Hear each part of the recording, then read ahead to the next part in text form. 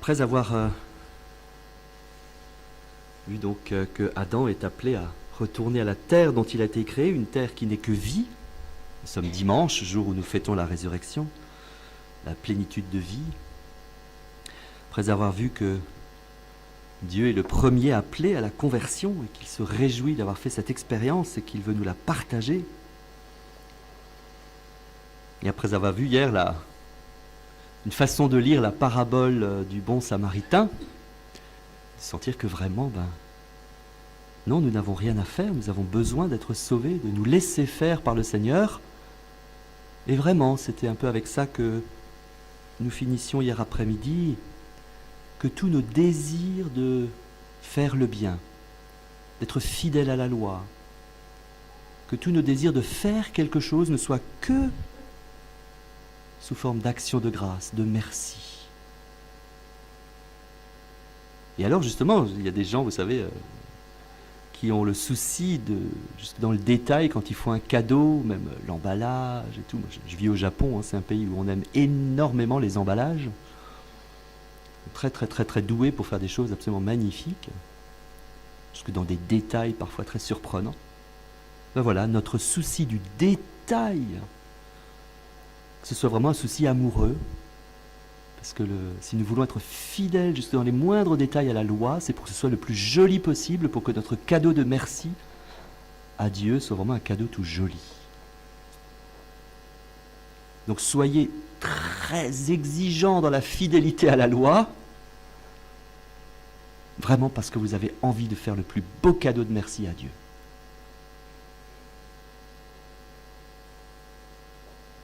Et comme le disait le petit morceau de parole de Dieu que nous avons hier soir, au début de la veillée, que nos corps, nos esprits, nos âmes soient sans reproche. C'est dans ce sens-là, voilà, que vraiment on ne s'inquiète pas. Dieu nous aime tellement, soyez sûr qu'il ne nous laissera pas tomber.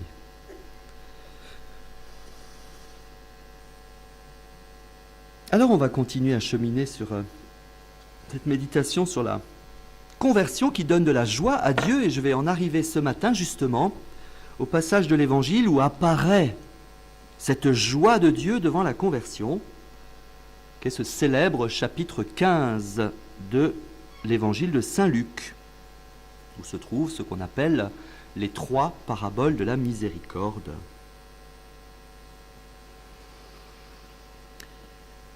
Luc chapitre 15. Tous les publicains et les pécheurs s'approchaient de Jésus pour l'entendre. Et les pharisiens et les scribes de murmurer. « Cet homme, disait-il, fait bon accueil aux pécheurs et mange avec eux. » Jésus leur dit alors cette parabole. « Lequel d'entre vous, s'il a 100 brebis et vient à en perdre une, n'abandonne les 99 autres dans le désert pour s'en aller après celle qui est perdue, jusqu'à ce qu'il l'ait retrouvée. Et quand il l'a retrouvée, il la met tout joyeux sur ses épaules, et de retour chez lui, il assemble amis et voisins et leur dit « Réjouissez-vous avec moi, car je l'ai retrouvée, ma brebis qui était perdue. » C'est ainsi, je vous le dis, qu'il y aura plus de joie dans le ciel pour un seul pécheur qui se repent que pour 99 justes qui n'ont pas besoin de repentir. Ou bien, quelle est la femme qui, si elle a 10 drachmes et vient en perdre une, n'allume une lampe, ne balaie la maison et ne cherche avec soin jusqu'à ce qu'elle l'ait retrouvée? Et quand elle l'a retrouvée, elle assemble amis et voisines et leur dit « Réjouissez-vous avec moi, car je l'ai retrouvée, la drachme que j'avais perdue. » C'est ainsi, je vous le dis, qu'il naît de la joie devant les anges de Dieu pour un seul pécheur qui se repent. Jésus dit encore, un homme avait 2 fils. Le plus jeune dit à son père, « Père, donne-moi la part de fortune qui me revient. » Et le père leur partagea son bien. Peu de jours après, rassemblant tout son avoir, le plus jeune fils partit pour un pays lointain et y dissipa son bien en vivant dans l'inconduite. Quand il eut tout dépensé, une famine sévère survint en cette contrée et il commença à sentir la privation. Il alla se mettre au service d'un des habitants de cette contrée, qui l'envoya dans son champ garder les cochons. Il aurait bien voulu se remplir le ventre des caroubes que mangeaient les cochons, mais personne ne lui en donnait. Rentrant alors en lui-même, il se dit « Combien de mercenaires de mon père ont du pain en surabondance, et moi je suis ici à périr de faim. Je veux partir, aller vers mon père et lui dire « Père, j'ai péché contre le ciel et contre toi, je ne mérite plus d'être appelé ton fils, traite-moi comme l'un de tes mercenaires. » Il partit donc et s'en alla vers son père. Tandis qu'il était encore loin, son père l'aperçut et fut pris de pitié. Il courut se jeter à son cou et l'embrassa tendrement. Le fils alors lui dit « Père, j'ai péché contre le ciel et contre toi, je ne mérite plus d'être appelé ton fils. » Mais le père dit à ses serviteurs « Vite, apportez la plus belle robe et l'en revêtez. Mettez-lui un anneau au doigt et des chaussures aux pieds. Amenez le veau gras, tuez-le, mangeons et festoyons. Car mon fils que voilà était mort et il est revenu à la vie. Il était perdu et il est retrouvé. » Et ils se mirent à festoyer. Son fils aîné était au champ, quand, à son retour, il fut près de la maison, il entendit de la musique et des danses. Appelant un des serviteurs, il s'enquérait de ce que cela pouvait bien dire. Celui-ci lui dit « C'est ton frère qui est arrivé, et ton père a tué le veau gras parce qu'il l'a retrouvé en bonne santé. » Il se mit alors en colère, et il refusait d'entrer. Son père sortit l'en prier. Mais il répondit à son père « Voilà tant d'années que je te sers, sans avoir jamais transgressé un seul de tes ordres, et jamais tu ne m'as donné un chevreau, à moi, pour festoyer avec mes amis. Et puis ton fils que voici revient-il, après avoir dévoré ton bien avec des prostituées, tu fais tuer pour lui le veau gras. » Mais le père lui dit « Toi, mon enfant, tu es toujours avec moi, et tout ce qui est à moi est à toi. Mais il fallait bien festoyer et se réjouir, puisque ton frère que voilà était mort et il est revenu à la vie, il était perdu et il est retrouvé. »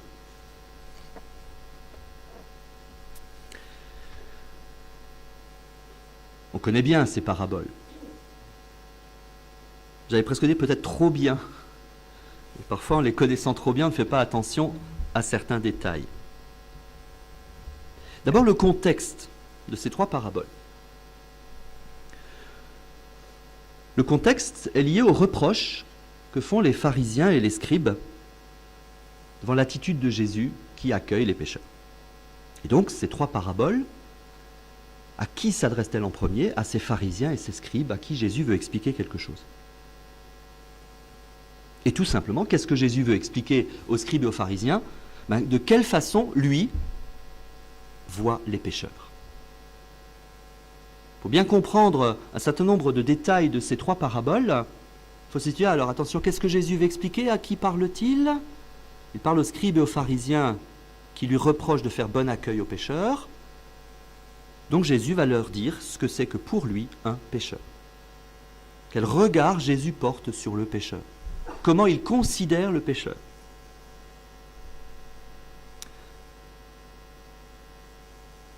Alors on va regarder ces trois paraboles en essayant de se dire, tiens, qu'est-ce que ça nous dit du regard de Jésus sur le pécheur.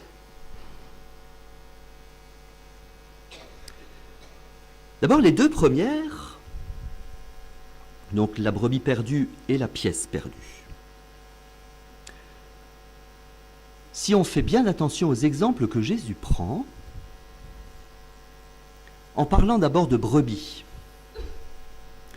Qu'est-ce que c'est qu'une brebis? C'est un animal, je ne vous l'apprends pas. Et un animal, par nature, n'est pas un être libre. C'est un être qui vit sur ses instincts.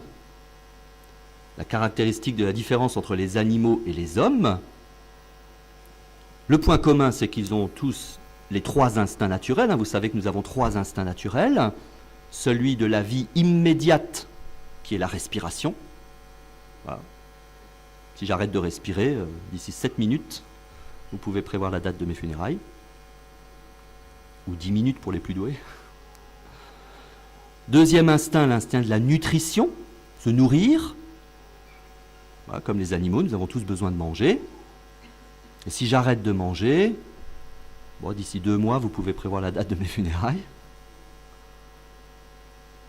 Et puis le troisième instinct, la reproduction. Donc ça, c'est pas lié à ma survie, mais c'est lié au fait de transmettre la vie. Voilà. Et si maintenant l'humanité a arrêté de transmettre la vie, on va dire d'ici 100 ans, il n'y a plus personne sur Terre à peu près. Bon. Donc, les animaux comme les hommes vivent avec des instincts, mais la différence c'est que l'homme, lui, il est capable d'être maître de ses instincts. L'instinct de la respiration, comment est-ce que j'en suis maître? Par exemple, le fait que je puisse parler à voix basse, à voix haute, que je puisse chanter. Les animaux ne chantent pas, les animaux, ils respirent, ils font leur cri, et puis c'est tout. L'homme, lui, il est capable d'être maître de sa respiration, on peut faire de la relaxation, on peut, voilà, etc. On peut retenir son souffle volontairement. La nutrition, c'est pareil. Les animaux, quand ils ont faim, ils vont manger, point. Si un animal n'a pas faim, il ne mangera pas. Alors que nous, les hommes, nous pouvons choisir de jeûner, soit par souci esthétique ou par souci religieux. Voilà. On peut choisir, même si on a faim, on peut choisir de ne pas manger. Un animal, là, si vous êtes, je ne sais pas ceux parmi vous qui ont des animaux de compagnie, si ils sont en train de jouer avec leur petit chat ou leur petit chien, puis tout à coup l'animal a faim, il arrête le jeu, lui il se dit pas, oulala, c'est pas poli d'arrêter, là, mon maître est en train de s'amuser avec moi, je vais quand même pas interrompre la partie. Non, il va manger. Nous, si on est à peu près bien élevé, et que la faim se réveille en nous au milieu de la messe, on ne va pas sortir de la messe pour aller manger quelque chose et puis revenir.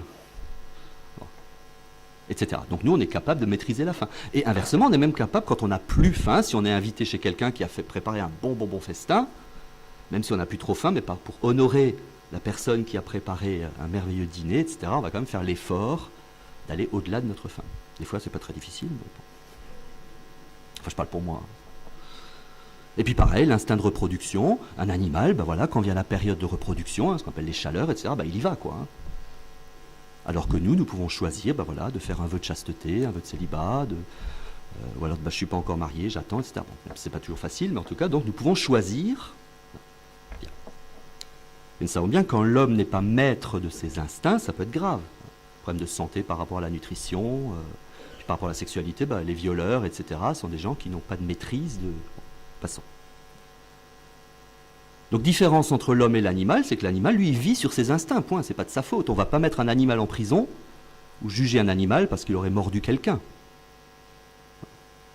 C'est pas bien ce que tu as fait. Comme ça, c'est l'animal. Et voilà que Jésus prend comme exemple, comme première parabole de la miséricorde, l'animal. Voilà, si l'un de vous a une brebis, 100 brebis, qu'il en perd une, ne va-t-il pas la chercher? On aurait dit, tiens, mais c'est pas de la faute de la brebis d'être perdue. C'est le berger qui doit faire attention. Eh oui. Eh oui. Jésus commence par dire avec cette parabole-là qu'effectivement, l'homme n'est pas forcément toujours libre et maître de tout ce qui lui arrive. Il y a des choses qui le dépassent, qui fait qu'il peut se retrouver perdu, sans peut-être même s'en être rendu compte. Et que son intention n'était pas là, son intention n'était pas de se perdre. Son intention n'était pas de perdre Dieu, son intention n'était pas de faire du mal. Mais voilà, un certain nombre de circonstances ont fait qu'il s'est retrouvé perdu. C'est très libérateur, cette image. Quand vous vous confessez, et vous dites, j'ai eu des mauvaises pensées, c'est pas un péché d'avoir des mauvaises pensées, ça dépend ce que j'en fais. Vous savez sans doute qu'il y a ce qu'on appelle le premier mouvement, voilà, les choses qui se passent en nous sans qu'on les choisisse. Ça nous arrive parfois, on voit quelqu'un, tout à coup, paf, il y a un jugement qui sort, c'était pas calculé, c'était pas prémédité comme ça, mais tout à coup, paf, c'est lié à ma psychologie, à ce que je suis, il y a des pensées qui sortent comme ça. Où vient le péché? Le péché, c'est quand voilà, je choisis d'accueillir, elle est super la pensée que j'ai eue sur ma voisine, tiens, elle mérite pas mieux que l'on pense ça d'elle. Bon. Là oui, ça commence à devenir du péché. Donc mes instincts, ma psychologie et tout ce que je suis fait qu'un certain nombre de choses jaillissent de mon cœur, belles ou pas belles, c'est comme ça. Qu'est-ce que j'en fais après? Bon. Donc ne confondez pas le fait d'avoir eu des mauvaises pensées, c'est pas un péché d'avoir des mauvaises pensées. Ça peut être le signe qu'il y a en moi des choses à guérir, à ordonner, à purifier. D'ailleurs pour ça que dans notre Père, il y a deux choses, il y a pardonne-nous nos péchés et délivre-nous du mal. C'est deux choses différentes. Donc si vous allez vous confesser, en premier vous confessez le mal que vous avez choisi de faire, c'est ça qu'on appelle le péché. Le péché c'est le mal que je choisis librement de faire. Et ensuite vous pouvez dire, et puis je demande au Seigneur une grâce de libération du mal qui est en moi, qui fait que j'ai toutes sortes de mauvaises pensées qui m'assaillent, Je ne suis jamais d'accord avec ces mauvaises pensées, hein, je les offre, Seigneur, délivre-moi, mais voilà, elles sont là. Donc, pardonne-moi mes péchés, Seigneur, et libère-moi du mal. Bien. Et donc voilà cette parabole de la brebis. Elle met l'accent sur quoi? Elle met l'accent sur le fait, ben oui, il y a des choses qui dépassent l'homme, qui sont plus grandes que sa volonté. Il faut du temps pour devenir maître. C'est d'ailleurs un des sens, c'est pas le seul, mais un des sens de ce qu'on appelle l'ascèse, le jeûne, la pénitence. À quoi ça sert d'essayer de faire pénitence, de jeûner? C'est une façon d'essayer de reprendre, de vérifier que nous ne sommes pas prisonniers de nos pulsions et de nos instincts. Et si on voit qu'on, voilà, j'imagine par exemple au début du carême, vous avez dit tiens, cette année pour le carême, je ne vais pas boire d'alcool ou je ne vais pas manger de sucreries, etc. Bon. Et puis vous allez vous rendre compte au bout de 2 jours que c'est pas facile. Il ne faut pas s'inquiéter, ça veut simplement dire, bah tiens, oui, je vois bien que mes pulsions, mes désirs sont forts. Et que je n'ai pas forcément une maîtrise parfaite de tout ce qui est en moi. Bon, bah Seigneur, je vais effectivement, aide-moi, hein, pour que petit à petit je puisse reprendre le dessus sur mes instincts.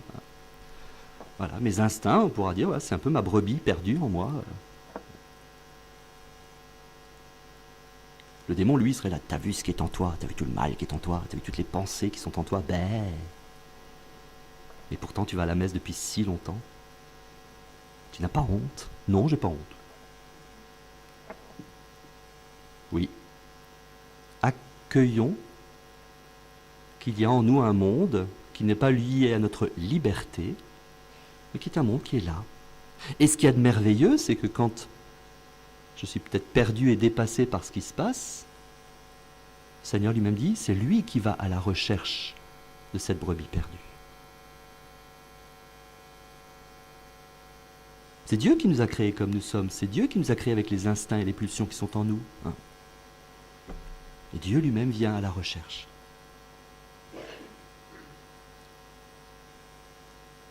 Et si on prend la deuxième parabole, ça va encore plus loin. La drachme perdue. Je relis parce qu'elle est très courte. Donc c'est le chapitre 15, versets 8 à 10. Ou bien, quelle est la femme qui, si elle a 10 drachmes et vient à en perdre une, n'allume une lampe, ne balaie la maison et ne cherche avec soin jusqu'à ce qu'elle l'ait retrouvée. Et quand elle l'a retrouvée, elle assemble amis et voisines et leur dit « Réjouissez-vous avec moi, car je l'ai retrouvée, la drachme que j'avais perdue. » C'est ainsi, je vous dis, qu'il n'est de la joie devant les anges de Dieu pour un seul pécheur qui se repent. L'exemple de la drachme est encore plus impressionnant que la brebis. Parce que la drachme, c'est carrément un objet inanimé. Si elle est perdue, c'est absolument pas de la faute de la drachme. C'est pas la drachme qui se dit oh, aujourd'hui j'ai envie de sortir du porte-monnaie de ma maîtresse, d'aller faire un petit tour sous la commode, d'aller voir les moutons qui sont là-bas. Non. Si la drachme est perdue, ça ne peut être que de la faute du propriétaire. La femme ne peut s'en prendre qu'à elle. Elle dit mais mince, où est-ce que je l'ai mise cette drachme? Je me souviens un jour d'une dame qui m'a dit oh, vous allez rire. J'ai cherché mon porte-monnaie toute la matinée. Toute la matinée. Jusqu'au moment où, pour préparer le déjeuner, j'ouvre le frigo et mon porte-monnaie était dedans. Ah, et je me suis souvenu que quand j'avais fait mes courses, effectivement, en rangeant les yaourts et les fromages, j'ai mis le porte-monnaie aussi. Bon. C'est pas la porte-monnaie qui voulait aller au frais. Hein. Bon. Oui, quand Jésus prend cet exemple-là, de la drachme perdue, il nous dit quoi? Vous vous rendez compte? Il nous dit, si le pécheur, il est pécheur, c'est de ma faute. Ne cherchez pas la culpabilité dans le pécheur d'abord. Après, on parlera du Fils. Hein. Il y a quand même un être humain dans les paraboles. Mais si Jésus prend cet exemple de la drachme, il faut le prendre au sérieux. Jésus ne prend pas des exemples à la légère. Ce n'est pas juste parce qu'il y a quelque chose de perdu. Justement, c'est quelque chose. Un être inanimé qui n'a aucune volonté, aucune liberté. Et on imagine très bien hein, cette femme qui a perdu cette drachme, à la fois combien c'est 10% de ses biens, donc c'est énorme. Mais elle ne s'en prend qu'à elle. Mais mince, mais qu'est-ce que j'ai fait? Où est-ce que je l'ai mise? Alors si, sacrée bonne nouvelle, sacrée parole de libération. Toutes les paroles de Jésus sont des paroles de libération, sans aucune exception. Il n'y a que quand le démon fait un sermon dans ma tête que c'est parfois pas très libérant, la parole de Dieu. Eh bien, si on prend par exemple ce que dit le prophète Osée, chapitre 2, il dit à un moment une parole, c'est Dieu qui dit « Mon épouse infidèle, je vais la séduire. » Mon épouse infidèle, je vais la séduire. Oh! Qu'est-ce qu'il dit dans cette parole? C'est comme si Dieu disait « Ouh là là! Mais si mon épouse a été infidèle, c'est parce que je ne l'ai pas assez séduite. » Vous vous rendez compte, le prophète Osée, quand il dit ça, « Mon épouse infidèle, je vais la séduire. » Osée 2, je crois, verset 16, me semble-t-il, ou dans les environs. Alors d'abord, ce qui est très intéressant dans ce chapitre 2 d'Osée, d'abord, Dieu exprime combien l'adultère lui fait mal. Il y a des mots très durs sur la douleur qu'il ressent devant l'adultère de son épouse. Son épouse, c'est le peuple d'Israël. On sent toute la blessure et la souffrance de Dieu face à la situation d'adultère. Et il conclut en disant, « Eh bien, mon épouse infidèle, je vais la séduire. Je parlerai à son cœur. » C'est comme si Dieu disait, « Bah ouais, en fait, ouais. Si elle en est arrivée là, et ça me fait mal, c'est parce que je ne l'ai pas assez séduite. Il faut que je trouve le moyen de la séduire davantage. »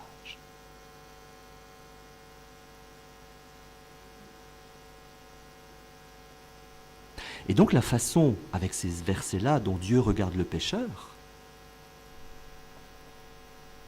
nous montre que Dieu, lui, qu'est-ce que c'est que sa miséricorde? C'est aussi Dieu qui se regarde lui-même et dit, tiens, mais comment est-ce que j'ai mis dans ma créature? Ouais, il faut que j'aille plus loin dans la force de l'amour, là. Il faut que j'aille plus loin dans la séduction, dans l'attirance. Il faut que j'en fasse plus pour qu'il comprenne que je l'aime. Eh oui, chers amis, Dieu veut toujours davantage déployer les trésors de son amour. J'évoquais hier Parel Monial avec le Sacré-Cœur et Sainte Marguerite Marie. 3 siècles avant elle, il y a Sainte Gertrude d'Efta. Je vous recommande la lecture des œuvres de Sainte Gertrude d'Efta. C'est une des premières à avoir accueilli des paroles de Jésus très, très profondes sur l'amour de son cœur. Et à un moment, donc Jésus lui dit tout l'amour qu'il y a dans son cœur, toute la force d'amour qu'il a pour l'humanité, etc. Et à un moment, Gertrude lui dit, mais Seigneur, il y a un truc que je ne comprends pas, c'est que tu ne dis pas tout ça dans l'Évangile, c'est que Saint Jean n'écrit pas tout ça dans l'Évangile. Et Jésus lui dit, j'ai attendu de révéler tout ça pour les périodes où le monde se refroidit. Ce n'est pas le mystique, ce n'est pas la révélation biblique, mais c'est intéressant comme démarche dans la pédagogie mystique, dire voilà, c'est comme si le Seigneur, il dit voilà, bon, il faut que je les réchauffe un peu, là, ils ont un peu oublié que je les aime. Et puis un peu, c'est ce qui se passera avec Sainte Marguerite Marie à Parel Monial, et puis ce qui se passera 4 siècles plus tard avec Sainte Faustine en Pologne. Et c'est ce qui se passe avec Marthe Robin. Vous verrez, dans quelques siècles, quand Marthe Robin sera docteur de l'Église, qu'on fêtera sa fête solennelle, voilà, elle a été donnée pour réchauffer l'amour qui se refroidit. Oui, la façon dont Jésus parle de la brebis et de la drachme prend ces exemples-là. La façon dont Osée évoque Dieu qui dit « Mon épouse infidèle, je vais la séduire », Dieu prend vraiment de son côté « Ah bah oui, si le pécheur est pécheur, il faut que j'aille plus loin. » C'est vrai, j'ai quand même mis des instincts très forts en l'homme. Je comprends qu'il puisse être dépassé. Je l'appelle à un amour éternel. J'ai pris de la poussière pour faire un être appelé à l'amour éternel. Je suis quand même sacrément audacieux. Un grand évêque de Lyon du IIe siècle, qui s'appelle Irénée, saint Irénée, va dire la chose suivante. Dieu a fait une chose très audacieuse en créant l'homme appelé à être Dieu. Nous sommes appelés à la divinité. Et pour pouvoir supporter le choc de devenir éternellement amoureux de Dieu, eh bien, saint Irénée utilise le mot suivant, il y a besoin d'une accoutumance. Il faut y aller petit à petit. Et ce qu'est la vie spirituelle, ce qu'est la vie sacramentelle, ce qu'est notre vie chrétienne sur la terre, c'est accueillir petit à petit Père Finet disait peu à peu, petit à petit, l'amour de Dieu, pour que notre être tel qu'il est puisse s'habituer à tout cet amour que Dieu veut mettre dans nos cœurs. Il ne donne pas tout de suite, sinon on exploserait. Quand Moïse demande à Dieu « Montre-moi ta face », Dieu lui répond « On ne peut pas voir ma face et vivre ». Il ne faut pas comprendre cette parole comme une sorte de, de méchanceté de Dieu. Non. Simplement, Dieu dit « Attends, si je te montre ma beauté tout de suite, là tu tiendras pas le choc. J'ai envie de te montrer ma face. Je t'ai créé pour ça. » Mais voilà, il faut qu'on prenne... C'est pour ça que le temps fait partie de la création. Le temps est un élément très important pour Dieu. Le temps est un moyen que Dieu utilise pour nous préparer à la rencontre éternelle, pour que nous puissions nous jeter dans ses bras le jour où nous le verrons. C'est ça que Dieu prépare. Dieu veut préparer nos âmes, nos êtres, nos esprits, tout ce que nous sommes, pour que le moment où nous le verrons, nous ne soyons pas tellement saisis que nous nous mettions à plat et que nous ne le regardions pas, mais qu'au contraire, pendant cette vie, nous aurons petit à petit été habitués à la douceur de son amitié, comme dit saint François de Sales, et qu'alors quand on le verra face à face, on n'a une seule chose à faire, c'est se jeter dans ses bras. C'est ça l'objectif de Dieu. Et s'il prend le temps de nous donner sa grâce, de se donner à nous, c'est parce que justement, il veut préparer ce moment où, le voyant, sans du tout nous inquiéter de ce qu'auront pu être nos péchés pendant notre vie, nous donnions cette joie à Dieu de nous jeter dans ses bras. Et donc avec l'histoire de la brebis et de la pièce, d'une certaine façon, Jésus nous dit non, attention, ne jugez pas les hommes. Vous n'imaginez pas, vous n'êtes pas Dieu, vous. Vous ne savez pas ce que j'ai mis dans l'homme. Et si vous, là, qui jugez les autres, vous avez une certaine maîtrise de vos instincts, tant mieux. Rendez grâce à Dieu si vous n'êtes pas débordé par tel ou tel instinct. Rendez grâce à Dieu si vous avez la sensation en vous d'être maître de beaucoup de choses, de bien faire les choses. Mais s'il vous plaît, ne jugez pas. C'est ça que Jésus dit aux pharisiens et aux scribes. Tant mieux si vous arrivez à être à la hauteur de la loi, tant mieux. Personne ne vous le reprochera, c'est une joie aussi. Mais ne jugez pas ceux qui ne sont pas à la hauteur de cela. Vous ne savez pas. Justement, peut-être que vous ne savez pas ce que c'est que d'être dévoré par ses instincts. Comme un jour un prêtre avait commencé son homélie dans son église. « Si seulement les pharisiens avaient un jour commis l'adultère !» Bien sûr, ce n'est pas pour souhaiter que les gens commettent du péché. Mais c'est pour que, peut-être, pour les faire descendre de leur siège d'orgueil. Bien sûr, Dieu ne veut pas l'adultère, c'est évident. Dieu ne veut pas le mal, Dieu ne veut pas le péché. Mais il veut qu'on comprenne que ceux qui sont parfois dévorés par leurs passions et leurs pulsions, ben voilà, Jésus a cette audace de parler de la brebis et de la pièce. Et on peut conclure sur ces deux paraboles-là avec la parole de Jésus sur la croix.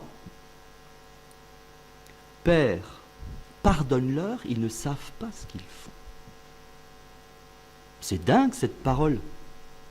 Pilate, il sait très bien ce qu'il fait. La foule qui condamne Jésus à mort, elle sait très bien ce qu'elle fait. Le Sanhédrin, les pharisiens et compagnie savent très bien, ça fait des années qu'ils cherchent à le tuer. C'est pas arrivé par surprise. C'est préparé, quand vous lisez les évangiles, vous voyez bien, ça fait depuis 3 ans qu'ils préparent le coup. Il faut qu'on trouve le moyen de l'arrêter, il faut qu'on trouve le moyen de le tuer, il faut qu'on trouve... Ah. Et ils cherchaient une occasion favorable de le tuer, etc., etc. Donc ils savent tous très bien ce qu'ils font. Ils savent tous que c'est lui qu'ils veulent faire mourir. Et pourtant, Jésus, lui, qu'est-ce qu'il dit sur la croix? Père, pardonne-leur. Ils ne savent pas ce qu'ils font. C'est dingue cette parole. La miséricorde de Dieu, c'est pas une naïveté, hein. Dieu n'est pas naïf, il est Dieu. Mais il a cette audace jusqu'à ce moment-là d'essayer de nous faire comprendre. Pourquoi il dit ça? Parce que Jésus veut faire attention à ce que jamais nous ne nous laissions gagner par les paroles de l'adversaire. Et t'as vu ce que t'es. N'oubliez jamais, hein, ce que je vous ai dit le premier soir. L'objectif du démon, c'est pas le péché en tant que tel. Il s'en fout de vos péchés. L'objectif, c'est qu'il arrive à faire que vous soyez honteux de votre nature, que vous rejetiez le fait d'être un homme. Je suis nul, je vaux rien, etc. Ainsi, quand Jésus dit « Père, pardonne-leur, ils ne savent pas ce qu'ils font », qu'est-ce qu'il prépare? Il prépare le moment où, quand les pharisiens, Pilate et compagnie se convertissent, parce que j'espère que bien sûr vous souhaitez aussi leur conversion, ils disent « Oulala, mais qu'est-ce qu'on a fait? Oh, on a tué le Fils de Dieu. On est damnés. »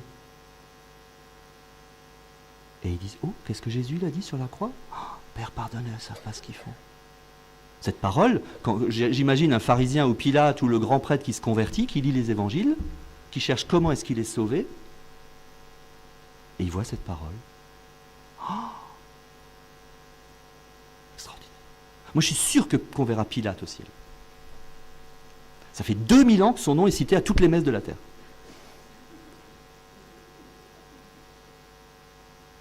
On a dit plus de messes pour Ponce Pilate que pour tous les défunts de l'histoire de l'humanité. Si avec ça, il n'est pas sauvé,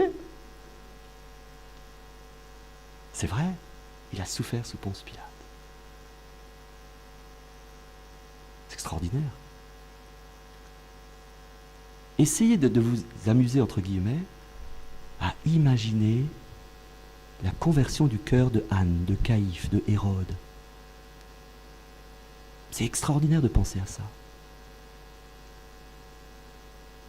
Parce que bien sûr, quand Jésus meurt sur la croix, bien sûr, il a déjà son cœur tout habillé du pardon pour Pierre qu'il a renié,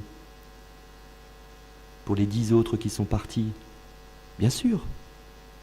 Et il est tout content d'avoir déjà pu canoniser le larron qui est à côté de lui. Mais en même temps, son cœur est rempli de tout l'amour miséricordieux qu'il va offrir à Pilate, à Caïphe, à Anne, à ceux qui l'ont flagellé, à ceux qui lui ont mis la couronne d'épines, à ceux qui l'ont insulté sur la route, etc. C'est évident.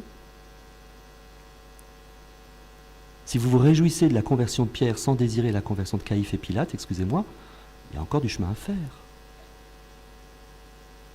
Quand vous lisez l'Ancien Testament et que vous voyez les frasques de Jézabel,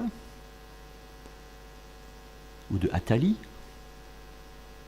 ou du roi Akab, de Osias, enfin tous ceux qui ont fait des choses pas très catholiques. Enfin, vous me direz, il n'y avait pas de catholiques à l'époque. C'est formidable de méditer sur comment est-ce que Dieu va sauver ces cœurs-là, ces âmes-là. C'est extraordinaire de penser ça. Et nous devons le penser, nous devons le désirer.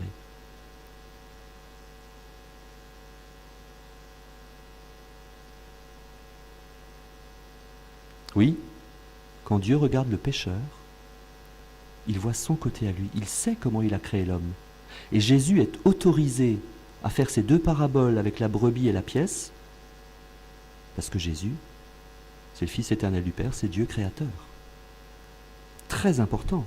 C'est pas Jésus, c'est pas moi là qui essaye de fabriquer quelque chose pour adoucir, je sais pas moi, pour vous sortir de je ne sais quelle culpabilité si vous y étiez, ou parce que je serais trop indulgent et parce que moi-même je suis un énorme pécheur et j'ai besoin de trouver de quoi me rassurer moi-même. Non. C'est Jésus qui le dit. Jésus qui sait très bien de quelle pâte humaine l'homme est fait. De quelle pâte est fait, pardon.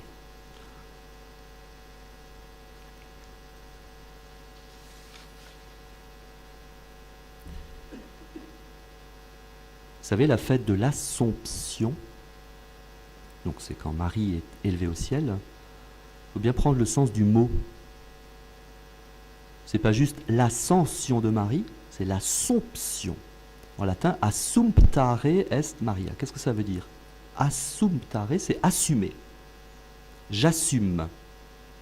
La fête de l'Assomption, bien sûr, en premier, c'est Marie qui est élevée au ciel corps et âme, mais c'est aussi la fête où nous devons saisir combien Dieu assume toute sa créature.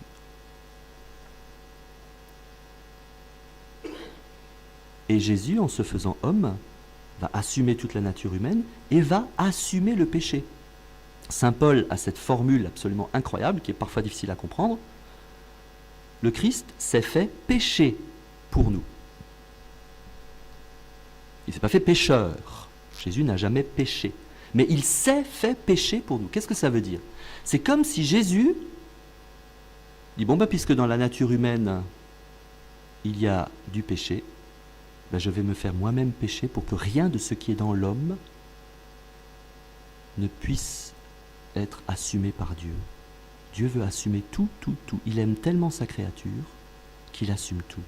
On peut prendre un exemple terrestre, vous savez que dans la loi des hommes, alors en France je crois que c'est jusqu'à 13 ans, enfin vous me corrigerez si je dis des bêtises, c'est les parents qui sont entièrement responsables de ce que font les enfants. Si un enfant de 9 ans fait un crime, c'est les parents qui assument. Ce n'est pas les parents qui ont commis le crime, mais ils assument, et c'est eux qui sont jugés, etc. Les parents sont tenus pénalement responsables pour leurs enfants. Et voilà, c'est ça Dieu. Dieu est notre Père, il se fait pénalement responsable du péché des hommes. C'est ça le mystère de la croix. C'est le cœur du mystère de la croix. Dieu se fait pénalement responsable du péché des hommes. C'est dingue, c'est clair. Alors attention, n'interprétez pas mal ce que je dis. Ça veut dire, puisque c'est Dieu qui assume, je ne me pose pas de questions. Je vis joyeusement selon mes instincts. Non, bien sûr.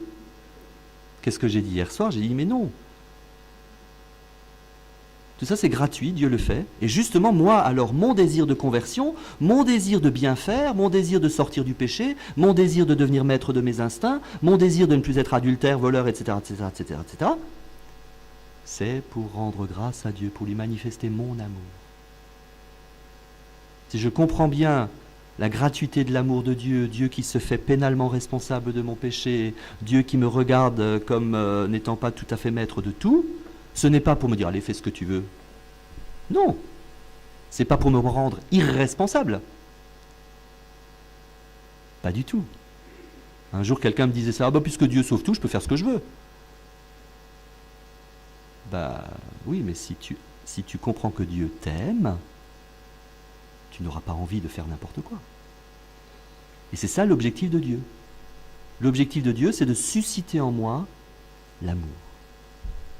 La relation qu'il veut avec moi, c'est une relation d'amour.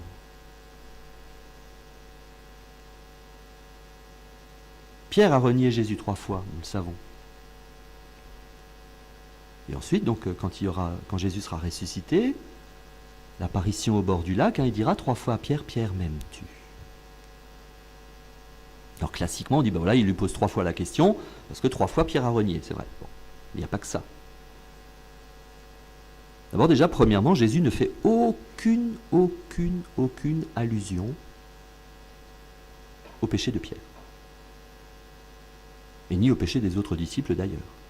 Prenez toutes les apparitions de Jésus ressuscité du dimanche de la résurrection jusqu'à l'ascension, pas une seule fois Jésus ne fait allusion au fait que Pierre a renié, que les disciples sont partis, etc. Jamais. D'ailleurs, c'est très intéressant, le soir de la résurrection, on imagine les disciples. Alors le vendredi soir, ils ne sont pas très fiers, loin de là. Et si Judas est pendu, on peut même imaginer que les autres, on peut imaginer que d'autres ont peut-être pensé à la chose.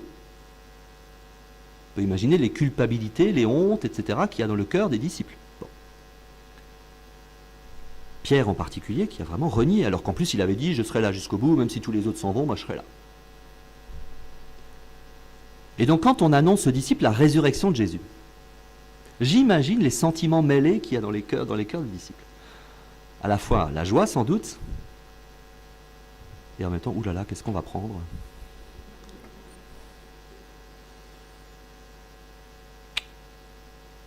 Et le soir de la résurrection, quelle est la première parole que Jésus dit quand il arrive au Cénacle? La paix soit avec vous. Il imagine bien. Jésus, il connaît le cœur de l'homme. Il imagine bien tous les sentiments mêlés qui sont en Pierre et dans les autres. Et donc la première parole de Jésus, c'est « La paix soit avec vous ». Et la deuxième, il souffle sur eux l'esprit et leur dit « Tout homme à qui vous pardonnerez les péchés seront pardonnés, tout homme à qui vous maintiendrez sont maintenus ». Sous-entendu, pardonnez-vous déjà à vous-même. Il ne faut pas d'abord voir dans cette parole comme si l'Église, de façon méchante, dit oh, toi je te pardonne pas. L'Église a autorité pour ça. Hé hé, c'est Jésus qui l'a dit. Non, c'est déjà pour les disciples en premier. Tout homme à qui vous pardonnerez, il sera pardonné. Tout homme à qui vous maintiendrez sera maintenu.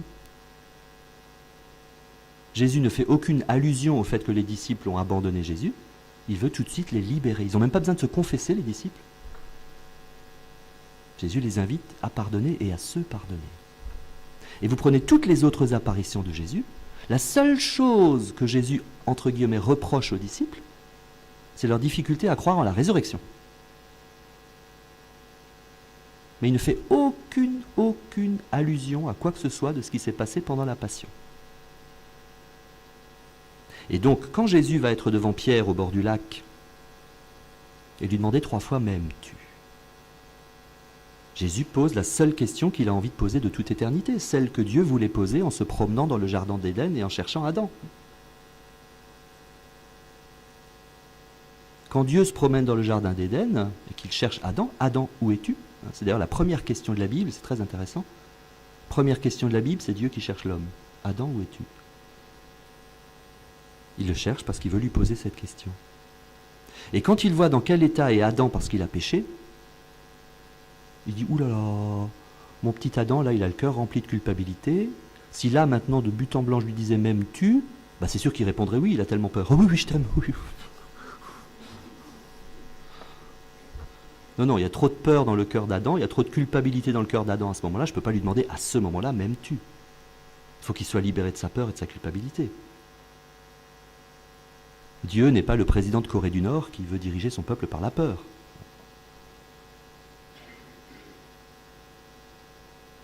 Si quelqu'un me fait peur et qu'il me dit « tu m'aimes », oui, bien sûr je t'aime. C'est pas ce sentiment-là que Dieu veut susciter en nous. C'est un sentiment d'amour libre, totalement libre. Et donc si Jésus va poser la question à Pierre plusieurs semaines après la résurrection, sans doute que Pierre a fait déjà ce chemin, il a accueilli la paix de Jésus, Jésus qui a dit « pardonnez les péchés », etc. Et il y a un très beau détail dans ce triple dialogue entre Pierre et Jésus, qui n'apparaît hélas pas en français. Parce qu'en français, on a en général comme traduction « m'aimes-tu, m'aimes-tu, m'aimes-tu », 3 fois le même mot. Alors qu'en grec, il y a 2 mots différents. M'aimes-tu, ça se traduit soit agapein, l'agapé, qui est l'amour divin, oblatif, infini, absolu, et philein, qui est l'amour d'amitié. Vous trouvez ça dans bibliophile, ceux qui aiment les livres, cinéphile, ceux qui aiment le cinéma. Ce mot phile, c'est philein, l'amour d'amitié. Bien. Quand Jésus interroge Pierre, Pierre, m'aimes-tu? La première fois, c'est est-ce que tu me agapein? C'est-à-dire, est-ce que tu m'aimes d'un amour divin, absolu, oblatif? Et Pierre répond, Seigneur, tu sais tout, tu sais bien que je t'aime, que je te philein. Pierre a la simplicité de dire, excuse-moi, tu me demandes là si je t'aime d'un amour divin? Non, je suis honnête. Je t'aime de cet amour philein, de cet amour d'amitié, mais je ne me sens pas encore capable de te dire que je t'aime de cet amour divin.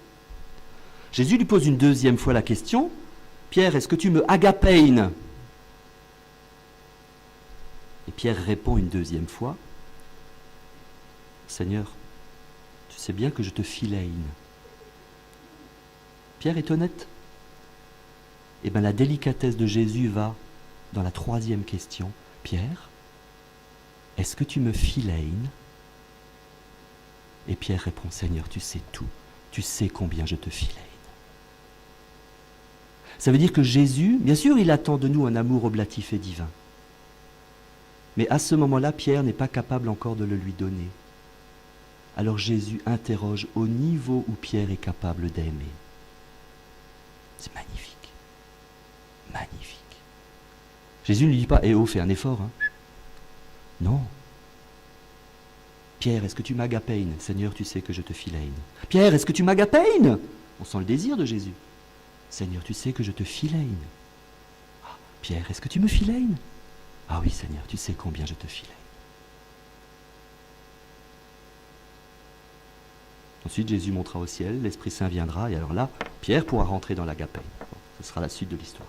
C'est-à-dire que Jésus nous interroge sur l'amour que nous avons pour Dieu. Et c'est un peu ce que je vous disais hier. Tu aimeras, Seigneur de Dieu, de tout ton cœur.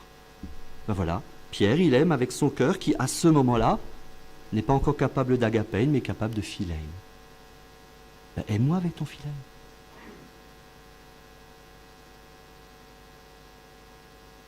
Quelle beauté dans cette honnêteté de Pierre, cette simplicité de Pierre,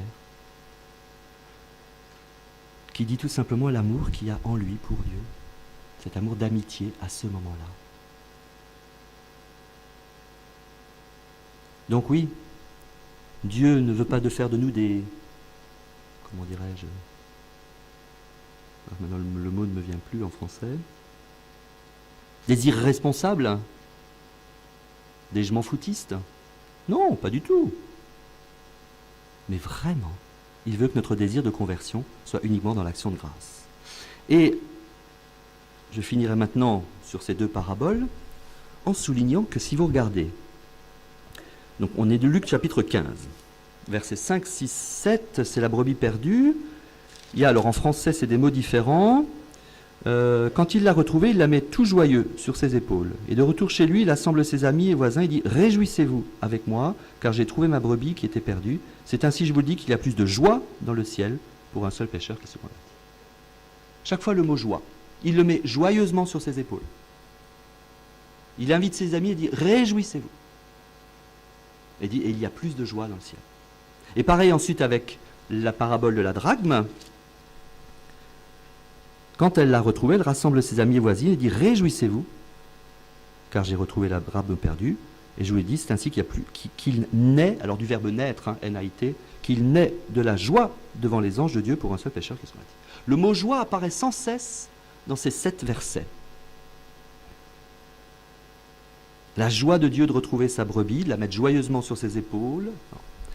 Et il y a un détail qui fait vraiment bien rire quand on réfléchit. Si vous avez retrouvé la pièce perdue, vous allez effectivement inviter toutes vos amis pour faire le festin. Ça va coûter cher, ce festin. Il faut quand même leur offrir des gâteaux et je ne sais quoi. Ça doit bien coûter une drachme, toute cette affaire. C'est vrai, quand on réfléchit à la façon dont Jésus raconte cette parabole, celle qui a retrouvé la pièce, elle va inviter ses amis pour faire la fête. Ben, ce qui comptait pour Dieu, c'est cette joie. Il aime sans compter. Et alors, un jour, j'ai entendu des bergers, moi je ne suis pas berger, enfin symboliquement si, mais je ne suis pas berger au sens, j'ai jamais fait ce métier. Et des bergers un jour qui ont dit, Jésus il dit un truc qui n'est pas juste pour des bergers. Si l'un de vous a 100 brebis et qu'il en perd une, ne va-t-il pas laisser les 99 dans la montagne et chercher celle qui est perdue? Réponse du berger, ah non. Bien sûr, je suis embêté d'avoir perdu une brebis, mais si j'en laisse 99 seuls dans la montagne, avec les loups qu'on a relâchés dans la nature, non mais ça va pas bien, non? Donc quand Jésus dit, si l'un de vous ne fait-il pas, si l'un de vous a perdu, ne va-t-il pas, on a envie de dire, ah non, nous on ne fait pas comme ça. Et donc il y a une question provocante dans Jésus. Lui il le fait comme si c'était une chose naturelle. Ah bah tiens, vous, quand vous avez perdu une brebis, vous n'allez pas laisser les 99 seuls? Quand vous avez perdu une pièce, vous n'allez pas inviter tout le monde une fois que vous l'avez retrouvée? Bon non, nous on ne fait pas comme ça. Ah bah tiens, moi c'est comme ça que je fais. Au ciel, c'est comme ça que ça se passe. Ah. Alors, soit que Jésus provoque, soit que c'est tout naturel pour lui. En tout cas, ça nous fait prendre conscience qu'effectivement, le ciel ne fonctionne pas comme la terre. Ça ne nous aura peut-être pas échappé, mais c'est important de s'en rendre compte. Oui, le ciel ne réagit pas comme la terre. Ne confondons jamais la façon dont on vit sur terre et la façon dont on vit au ciel. Alors bien sûr, sur la terre, effectivement, tout n'est pas gratuit. Bon.